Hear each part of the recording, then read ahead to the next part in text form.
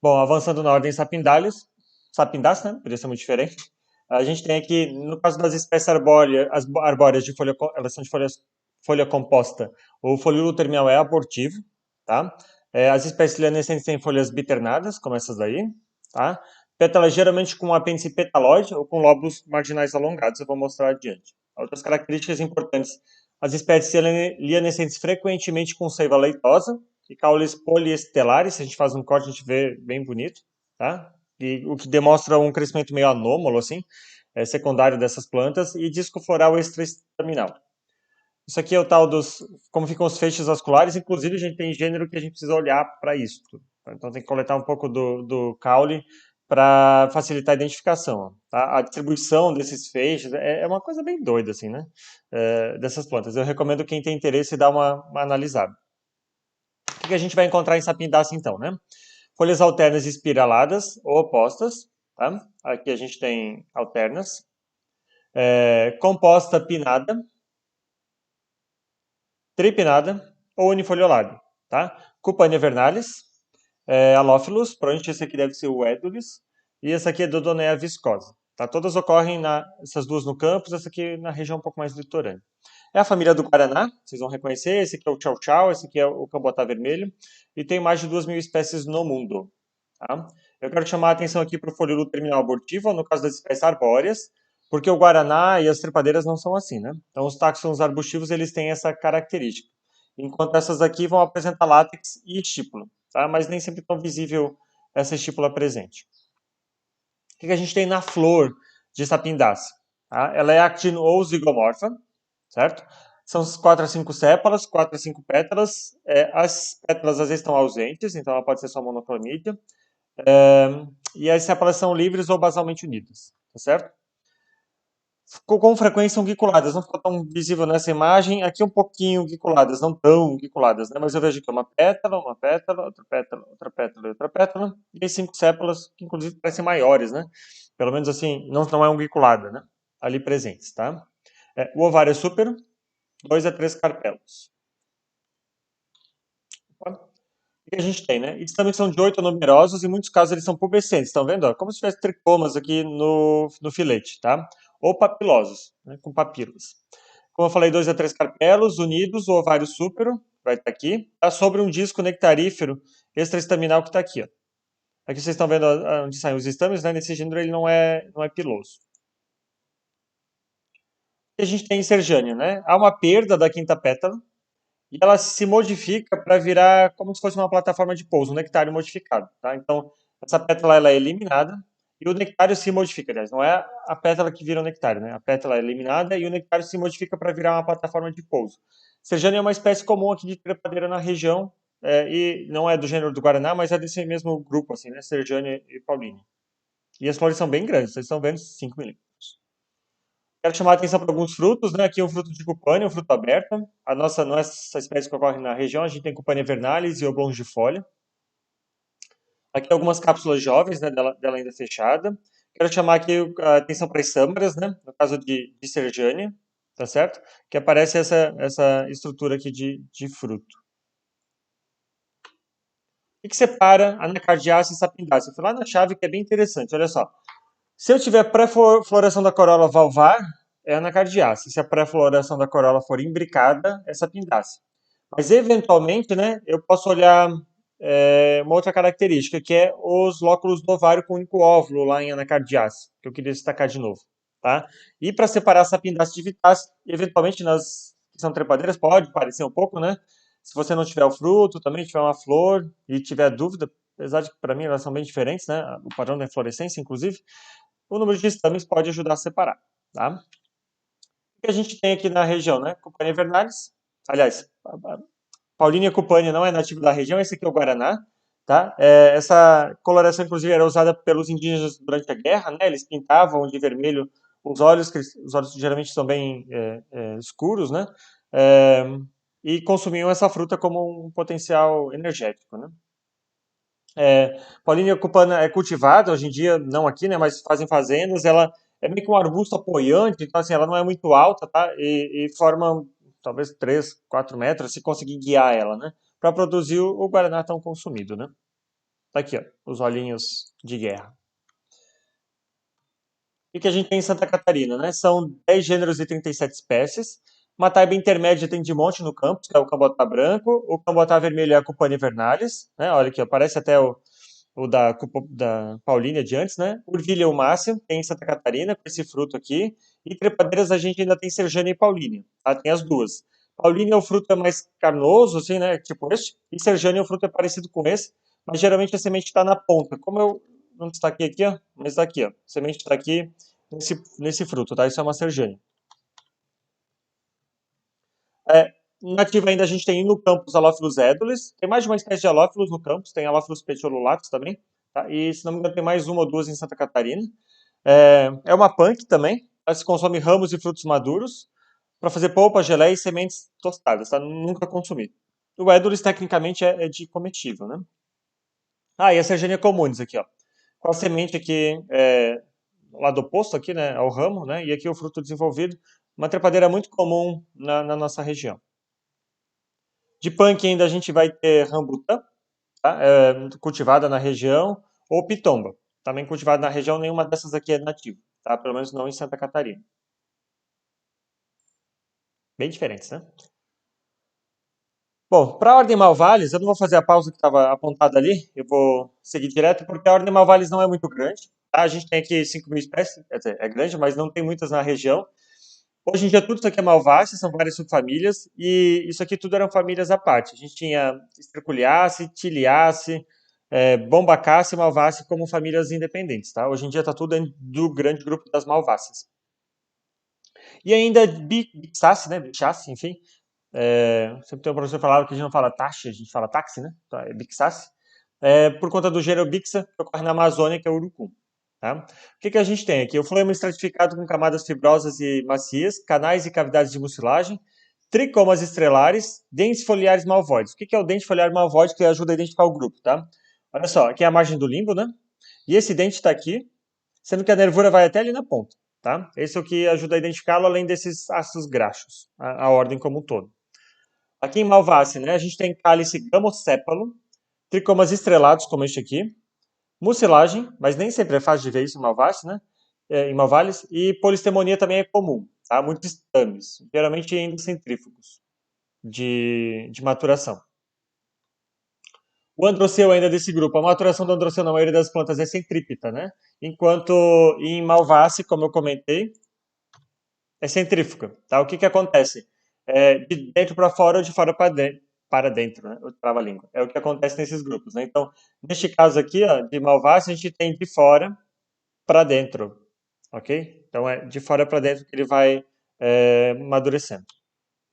Então eu vou chamar a atenção para esse grupo, hoje todo, inclusive Malvaceae, né? Já há um tempo, desde o APG2, talvez, eu não lembro do APG1, é, como estava esse grupo, mas com uma distribuição bem pantropical.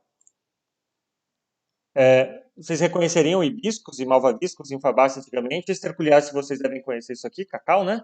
Bombaceae também tem na região, e Tiliaceae, Tiliaceae tem no campus, o que era Tiliaceae, né, hoje é Malvaceae.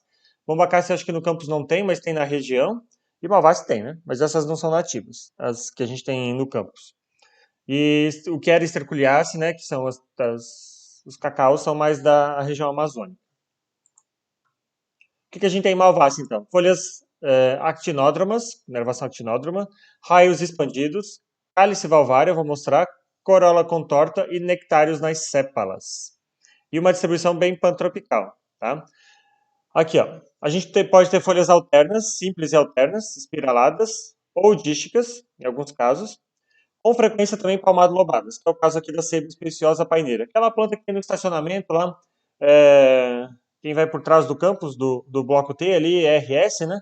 Tem aquela árvore frondosa com espinhos no tronco, é a ceiba especiosa, tá? A paineira. Essa planta é comum, não é muito comum, aqui é mais cultivada, apesar dela ser nativa, tem mais no oeste e depois ela vai região central do país.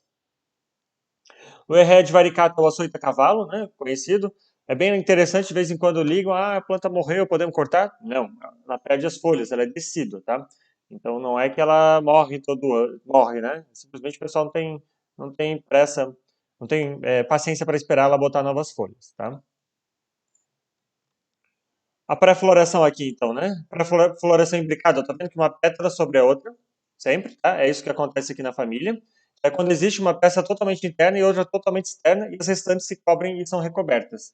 Tem uma peça dessa na imbricada que não é sobreposta, que é esta daqui, se não me falha a memória.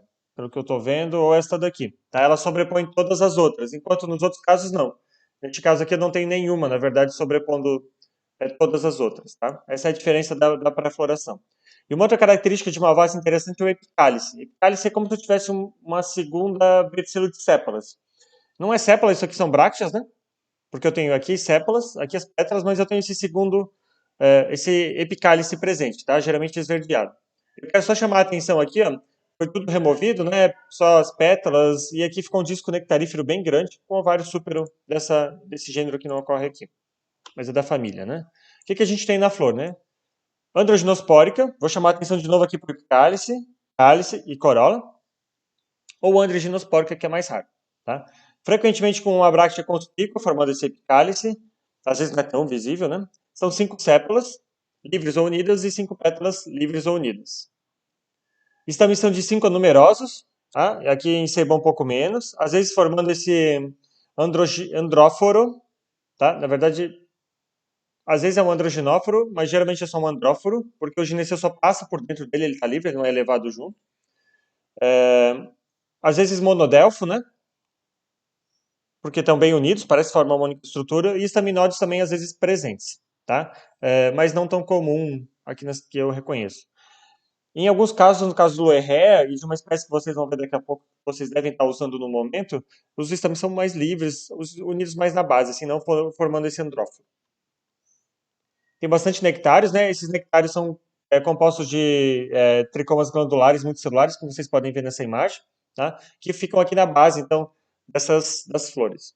A butilon é um gênero nativo aqui da região. Aqui a ceiba especiosa, antes era corízea, né? Aqui, ó, as anteras abriram para fora. Lembra de milhácea, que as anteras estavam para dentro, né? Que elas estão para fora. Aqui o estilete e região estigmática, ele passa por dentro, ele não está unido, pelo menos na maior parte das espécies, aqui um corte, né? Mostrando ele passando por dentro. Essas fotos são magníficas aqui de hibisco, né?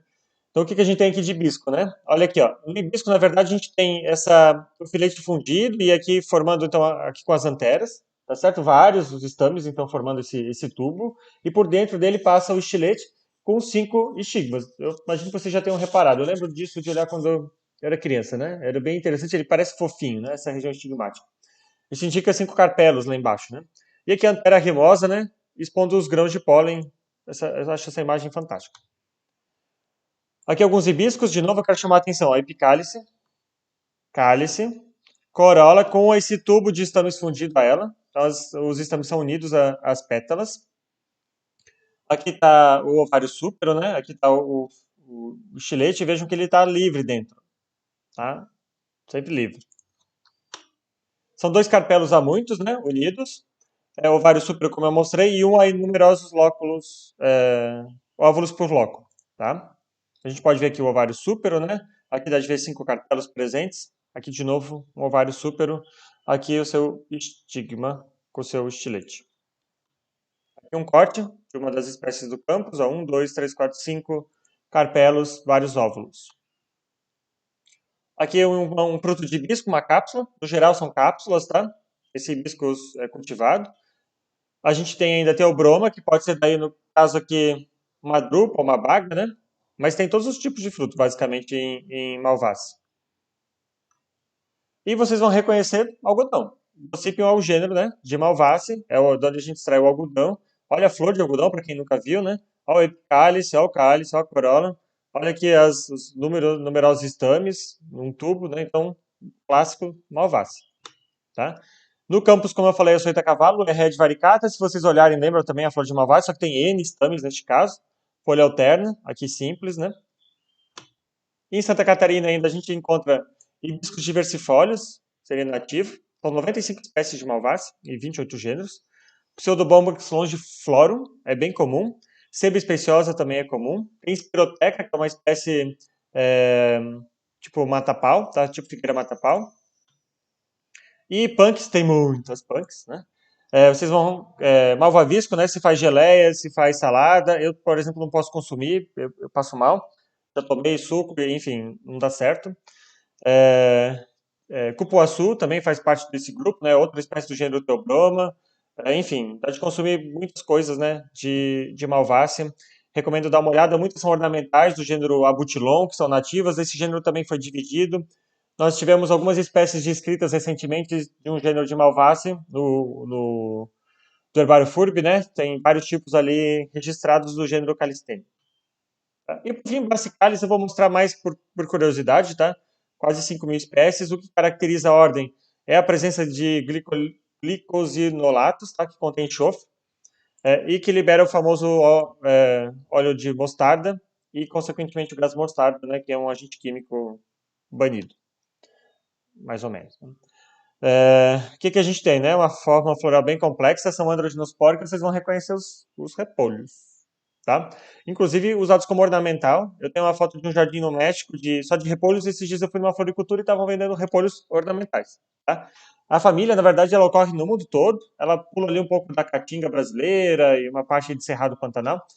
É, Até parece indicando que nos Estados Unidos, né? Não quiseram ocorrer nesse pedaço. Mas não é muito abundante aqui na região, tá?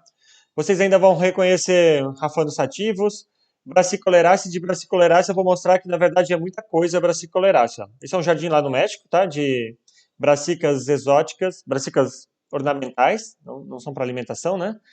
Mas dessa espécie a gente come couve de Bruxelas, o couve normalmente, o cale, que não é muito cultivado aqui, eu acho, couve-flor, o brócolis, tudo isso é a mesma espécie, gente.